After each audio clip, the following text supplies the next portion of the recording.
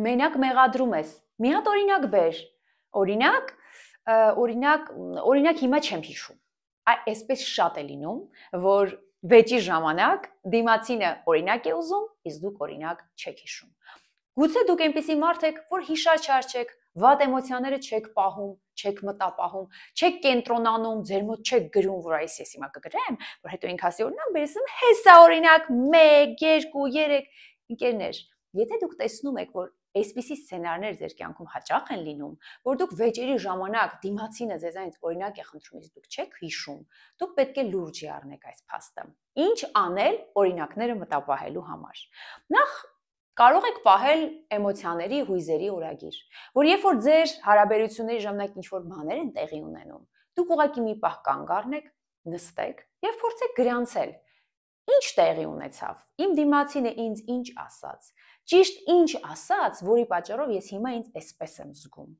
Ինչ տեղի ունեցավ այս հարաբերության մեջ, որ ես ինձ մեղավոր զգացի, որ ես ինձ չհասկացված զգացի։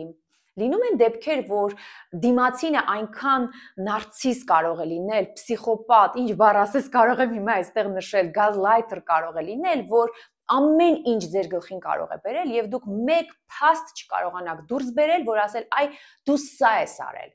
Առաջարկում եմ նման սուր, ծայրահեղ դեպքերում ինչու ոչ, նաեւ դիկտաֆոն օգտագործել։ Դուք կարող եք վեճերի ժամանակ ձայնագրել վեճը։ Ձայնագրել եւ հետո, երբ որ արդեն անձը հանգստացել է, աֆեկտը անցել է, դուք կարող եք ասել, որ սիրելիս, գիտես, ես մեր խնդիրները, մեր դժվարությունները լուծելու, հաղթահարելու համար նման քայլի եմ դիմել։ Այ հիմա ես ձայնագրել եմ մեր զրույցը, որ քանի որ ես չեմ կարողանում օրինակներ բերել, քանի որ ես չեմ կարողանում հետո վեճի ժամանակ հուզված, էմոցիոնալ ֆոնով բացատրել, թե ճիշտ քո որ արտահայտությունն է, որը իմ մեջ արտնացրել է այդ մեղավորության զգացում, այդ չհասկացվածությունը, այդ, չգիտեմ, սխալ դերում լինողի հոգեվիճակը ես ձայնագրել եմ։ Արի միասին լսենք, արի հասկանանք եւ եթե անձը իհարկե դրանից սովորաբար ավելի մեծ սկանդալ կարող են սարքել, ահա դու ձայնագրել ես, ահա դու ինչի ես ընդունակ եւ նորից ձեր մեջ արտնացնեն մեղավորություն, որ դու այնքան վատն ես, որ նա ինչի ես ընդունակ, դուք նորից պետք է փորձեք պահել ձեր հավասարակշռությունը եւ ասել, որ ես խնդիր չեմ տեսնում, եթե դու դեմ չես, արի լսենք եւ փորձենք կետ առ կետ, դետալ առ դետալ վերլուծենք եւ հասկանանք իրականում ինչ է կատարվում մեր հարաբերությունների մեջ։ Իսկ եթե դուք այս ճանապարհը կդժվարանաք մենակ անցնել, կապ հաստատեք ինձ հետ, զանգահարելով 095 51 44 54 հեռախոսահամարով։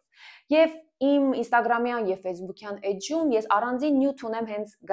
գազլայթերների վերաբերյալ, նարցիզների վերաբերյալ, ինքնագնահատականի խնդիրներ ունեցող կամ կոնֆլիկտների մեջ շատ մեղադրող ու զրպարտող անձերի վերաբերյալ։ Լսեք իմ տեսանյութերը, դա կօգնի, որ դուք այս ճանապարհը մենակ անցնեք, որովհետեւ երբեմն գազլայթինգի ժամանակ, մանիպուլյացիայի ժամանակ մարդը ինտուիտիվ մակարդակում զգում է, որ իր հետ ինչ-որ բան են անում, հա, զգում է, որ իր մաման ամեն անգամ զրույցի ժամանակ ինչ-որ բան է անում, որից ինքը կարող է հետո նստել 3 ժամ լաց լինել մազերը պոկելով, կամ զգում է, որ ամուսինը ինչ-որ բան է անում, որից հետո ինքը մի ամբողջ ամիս զգում է մեղավորության զգացում եւ փորձում է ապացուցել, որ ինքը լավ մայր է, լավ կին է, չգիտեմ, տարբեր հոգեվիճակներ։ Եկեք մենք միասին կաշխատենք, կվերլուծենք, կփորձենք հասկանալ, որտեղ երբեմն այդ արտահայտություններ ունենում են օղատակեր, ունենում են հստակ մեսիջներ, որոնք ուղղված են ձեր հոգեվիճակին։ Մենք միասին սիրով կվերլուծենք մասնավոր ձեր դեպքը եւ կփորձենք լուծումներ գտնել։